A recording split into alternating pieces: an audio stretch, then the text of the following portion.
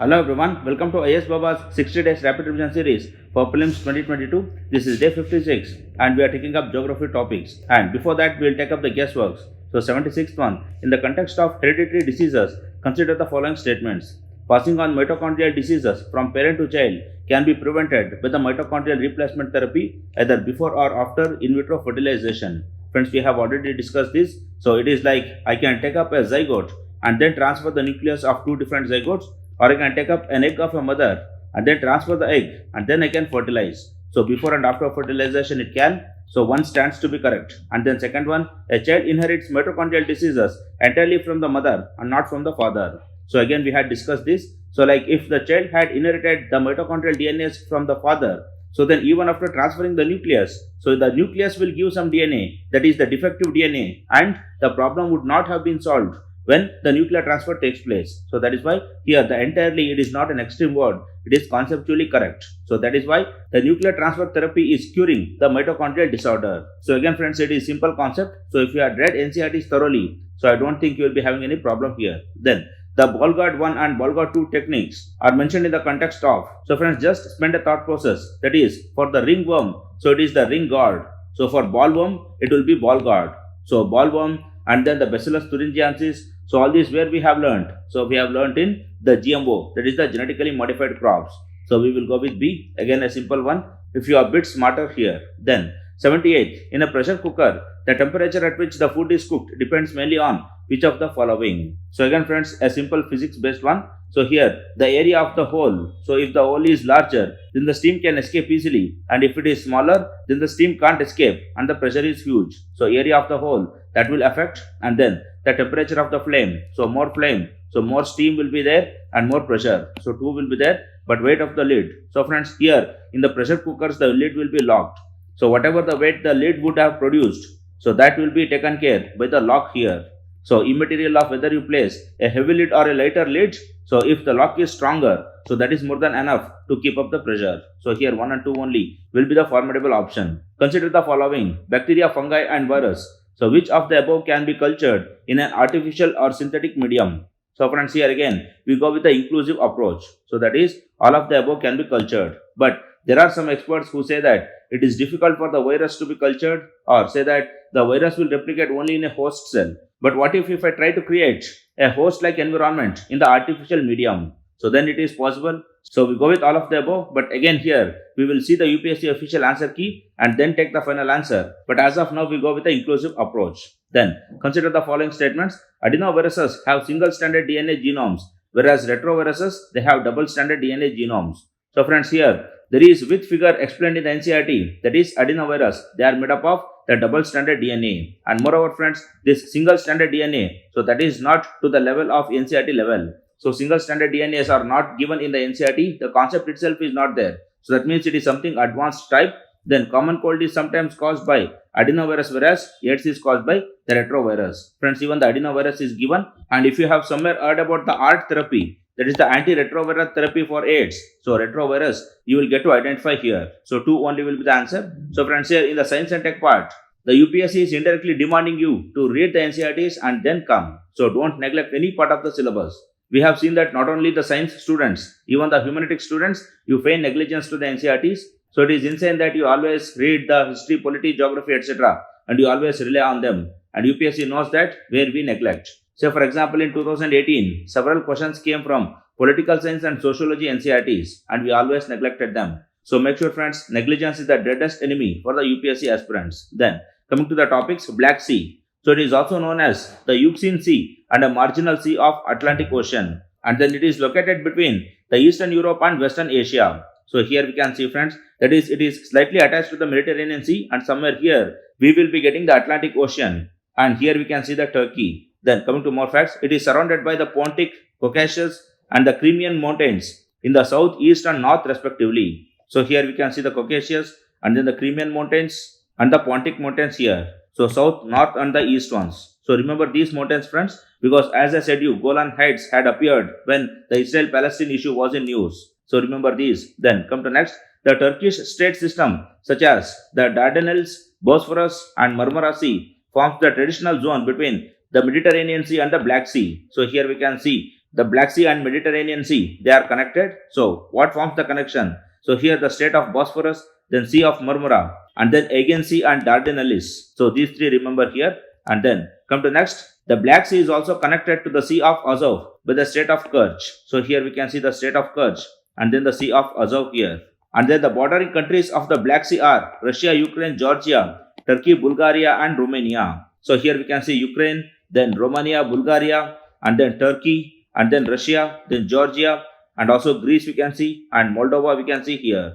And then its water are anoxic, that is oxygen deficient in nature. So remember, the anoxic means oxygen deficiency. Then come to next, the Solomon Islands. Solomon Islands is a sovereign country consisting of 6 major islands and 900 smaller islands in Oceania. So here we can see the Solomon Islands. There are 900 islands. So it is very surprising to hear. And it is situated to the east of Papua New Guinea and to the northwest of Vanuatu. So somewhere here Papua New Guinea lies and somewhere here the Vanuatu lies. And Solomon Islands switched their diplomatic ties from Taiwan to Beijing. So earlier Solomon Islands were recognizing Taiwan and now they don't recognize. That is, they have only one diplomatic relation, that is with Beijing only. So that means Taiwan is not recognized anymore by Solomon Islands. Then Australia has historically provided security support to the Solomon Islands. So as it is a neighboring country, Australia is giving the security. So these are some of the facts regarding Solomon Islands. And also friends, here mark Tasman Sea, then Coral Sea, and then Timor Sea, and obviously Java Sea, Philippine Sea. So they are very near to the Java and Philippines respectively. And then come to next, the Periyar River. The central government suggested to the Supreme Court to let Mullaperiyar Dam Supervisory Committee continue for a year. So here the Dam Safety Authority has not been established yet. So whatever committee exists, that will be continuing. And then Mullaperiyar Dam. So it is a 123-year-old dam and is located on the confluence of Mullayar and Periyar rivers in Kerala's Idukki district. So here we can locate the Mullaperiyar Dam, and very near to it we have the Periyar Tiger Reserve and also the Idukki Reservoir. And although the dam is located in Kerala, it is operated and maintained by Tamil Nadu on a lease agreement for 999 years made during the British rule. So remember friends, it is in Kerala and it is maintained by Tamil Nadu. And also we can locate the Theni here. So Theni and West Bodhi hills. So here we have been planning to construct a neutrino observatory. So mark that as important again. Then Periyar River. Periyar River is the longest river in state of Kerala with a length of 244 kilometers. And it is the west flowing river and discharges in Arabian Sea, and we know that. And it is a perennial river that has continuous flow in the parts of its streams. So friends, here it is perennial because in the southwest monsoon Kerala gets rainfall and in the northeast monsoon the Tamil Nadu gets rainfall. So we need to remember that NCERT discusses the same regarding Kaveri River. So the same applies for the Periyar River as well. And it originates from the Shivagiri hills of Western Ghats and flows through the Periyar National Park. So the Periyar River that flows the same way. Then come to next, Ecuador. So Ecuador, a South American country, has become the first in the world to grant wild animals legal rights. So now wild animals, they have the legal rights. And Ecuador is a country in the northwest part of South America. So here we can see Ecuador in the northwest part. So here we can locate Peru, Colombia, and also locate Venezuela, friends. Venezuela was in news due to the protests 2 to 3 years back. And it is bordered on the north by Colombia, and on the east and south by Peru, and on the west by Pacific Ocean. And in the Pacific, Ecuador also has Galapagos Islands, which are around 1000 kilometers west of the mainland. So somewhere here, the Galapagos Islands are located.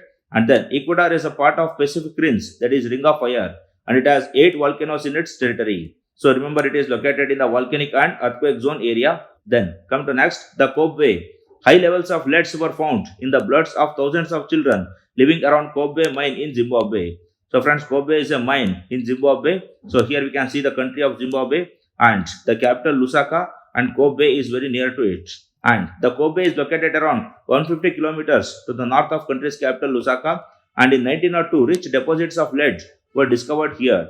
And from 1906 mining and smelting operations ran unchecked for almost 90 years without the Zambian government addressing the dangers of the minerals. So due to the excess of mining, the lead is being entering the food chain now. So friends, take it as an assignment, locate Zambia in the map and locate all the neighboring countries like Malawi, Mozambique, Zimbabwe, Botswana, Namibia and Angola. Then come to next, Zaporizhia nuclear plant. Zaporizhia MPP is located in the city of Enhar on the banks of Dnieper River. So it is just 200 kilometers from the conflicted Donbas region where Russia and Ukraine are fighting. So friends, during the war, Russia bombarded this nuclear plant. So that is what was in news. and there were rumors about the nuclear materials leaking from that, but however, no significant damage has occurred. And all the reactors in the plant are pressurized heavy water reactors. So friends, as the matter of science and tech, so revise the pressurized heavy water reactors and also the fast breeder reactors. So what is the difference? And in India, how many are pressurized heavy water reactors and fast breeder reactors? Most of our reactors are pressurized heavy water reactors, but we are updating some of them to become the fast breeder reactors. We can use thorium as the fuel. Friends, the fast breeder reactors, so their waste materials are also used as fuels. So that means they will breed the fuel. That is why the name. And here pressurized heavy water reactor, they won't breed any fuels, but however, pressurized heavy water is used as a coolant for them. That is why the name. So here locate Zaporizhia. So it is very near to Mariupol, and mark the Donbas region where the fighting is going on, and the Kharkiv and Dnipro, etc. And also mark Crimea. Then come to next, the Dnieper River. So it is one of the major rivers of Europe, rising in the Valda Hills. So here we can see the Dnieper River, and somewhere here the Valda Hills are situated. And the river flows through Smolensk, Russia, before flowing through Belarus and Ukraine into the Black Sea. So here we can see Russia, Belarus and Ukraine, through which the Dnieper or Dnieper River flows. And then it is the longest river of Ukraine and Belarus and fourth longest river in Europe after Volga, Danube and Ural rivers. So friends, make sure that you also locate Volga, Danube and Ural. So Danube is here and Dniester is here and then Don is here. So remember all of them, they will flow into the Black Sea. Then come to next, the Fukutoku Wakanoba volcano. So it is an underwater volcano that exploded in the Pacific Ocean of Japan in the mid-August, and it poses a risk of passage of planes and ships. So whenever the ships and planes go, so it might disturb the navigation. And it is a submarine volcano that is part of volcano islands in the Bonin Islands of Japan. So friends, again take it as an assignment. So locate the Bonin Islands of Japan. And the Fukutoku Wakanoba volcano is situated about 25 meters below the sea and 5 kilometers to the north of Japan's Iwo Jima Island. So friends, also locate Iwo Jima Islands. And then the NASA's Calio, that is the cloud aerosol lidar with the orthogonal polarization. So friends, it is a lidar which works under polarization. We have discussed the polarization in the very early classes, and this sensor, so that has located this volcano below the sea. Then come to next, the Coalition for Disaster Resilience Infrastructure. So this is an international coalition of countries and the United Nations agencies, multilateral development banks and the private sector and academic institutions that aim to promote disaster resilient infrastructure. And its objective is to promote research and knowledge sharing in the fields of infrastructure, risk management, standards, financing and recovery mechanism. So basically friends, it is a coalition for disaster resilient infrastructure. But however, what fact we need is, it was launched by Indian Prime Minister Narendra Modi at 2019 UN Climate Action Summit. So this one is important for us, and it aims to achieve sustainable changes in member countries about policy frameworks in the infrastructure development, and that too the disaster resilience infrastructure. Then CDRI is second major coalition launched by India outside the United Nations, and the first one being the International Solar Alliance. So mark this second one as important, and also this fact. Then come to next, the South Col. So what is a col friends? It is a pathway between two mountain ranges. So here we can see a col, that is the pathway, and the South Col formation may already have lost around 55 meters of thickness in the last 5 years. So here friends, because of landslide and others, the thickness is lost, and the South Col is a sharp edge col between the Mount Everest and Lhotse, that is the highest and the fourth highest mountains in the world. So remember the two mountains, and between them the South Col is present. And the South Col Glacier is around 7,900 meters above the sea level and a kilometer below the peak of the world's highest mountains. The South Col is not only the col, it is also having a glacier there. So the heights are not so important for us. And then as the glaciers shrink, hundreds of lakes have formed in the foothills of Himalayan mountains that could burst and unleash the floods. So shrinking of glaciers are again a challenge and danger for the Himalayan ecosystem and also for the lives and habitats over there. So remember the col, the meaning of col, and the South Col Glacier. Then Eemian. So it was an interglacial period which began around 130,000 years ago at the end of penultimate glacial period, and it ended about 115,000 years ago at the beginning of the last glacial period. So here it started just after the penultimate glacial period, and totally it went for some 15,000 years, and after that it ended at the beginning of the last glacial period, and it corresponds to the marine isotope stage 5. So friends, if you are a geography optional, this would have been important. For us, not so important. And although sometimes referred to as the last interglacial, it was the second to the latest interglacial period of the current ice age. So here this is not the most previous one, it is the second most previous one. So here the last means not the last in the queue, it is the previous most, like the last year, before last year, whatever we call, the same thing. Then the most recent being the Holocene, which extend to the present day. So speaking in that case, the last one will be the Holocene and this will be the second to the last. And the prevailing Eemian climate was on an average 1 to 2 degrees Celsius warmer than that of the Holocene. So this interglacial period, that is Eemian, was warmer than the Holocene. And during the Eemian, the proportion of CO2 in the atmosphere was about 280 parts per million. So friends, here how to pick up the things important for general studies. So remember that Eemian is an age and that is between the penultimate and the last glacial period, and it is not the latest one, it is the second last one, and Holocene is the latest. That if you remember, that is more than sufficient. Then the Pensilumpa Glacier.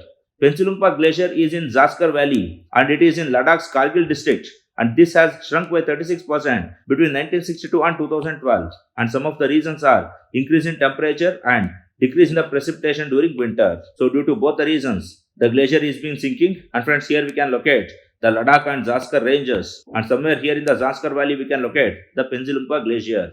And then coming to the cold desert biosphere reserve, so that is also located very near to it. So the cold desert biosphere reserve is located in the western Himalayas, that too bordering Jammu Kashmir and the Himachal Pradesh. And this region has the status of cold desert biome because first is it is in the leeward part of Himalayas, which is spared from monsoon winds. So friends, if Himalayas are here, so it is located on this side. So that means the monsoon winds never cross the Himalayas and it is saved from monsoon winds. So the precipitation is low, that is why the desert. And also due to altitude, it is cold and that is why the name cold desert. So remember these concepts, and also about the glacier and the biosphere reserve. Then the olivine. The mineral olivine is a magnesium iron silicate. So mark this magnesium iron silicate as important, and just like olive, it is also having the same color and texture. And it is primary component of the earth's upper mantle and is a common mineral in the earth's subsurface. So near the mantle region, this is abundant, and however, it weathers quickly on the surface. So this is one type of stone which weathers quickly. For this reason, olivine has been proposed as a good candidate for accelerated weathering to sequester carbon dioxide from the Earth's oceans and atmosphere as a part of climate change mitigation. So friends, if we put these olivine minerals on the surface of the Earth, so it will react with the carbon dioxide and it will be converted into carbonates and then it will undergo weathering. So indirectly, what happens when it is absorbing carbon dioxide and getting converted into carbonates? So it is sequestering the carbon dioxide.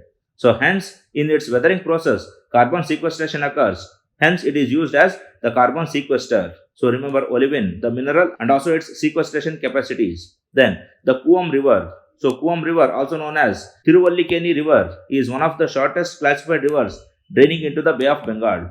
So here we can see Kuam River that is draining into Bay of Bengal. Very near to it, we have Adyar River also. So friends, Adyar is an area in Chennai. So by that we can make out it is in Chennai. And this river is about 72 km in length, flowing 32 km in the city of Chennai and the rest in rural part. And along with river Adyar and Kosastalaya River, the river trifurcates the city of Chennai. So here we can see this one and the Adyar River and this river. So they are splitting Chennai into three different parts. So friends, remember Adyar, Kuam and Kosastalaya River. And also friends, here there are so many tanks which supply water to the city. That is Chodavaram tank, Red Hills tank, and then the Pundi Reservoir, and Nemam tank, and Chambarabakam tank, and Sri Parambudur tank. So friends, this Chambarabakam, Sri Parambudur, all these are places in Chennai. So if you remember these at least, so you will get to know some of the places. So know as many places as possible so that you can get so many hints in the prelims. Then come to next, the Kilauea.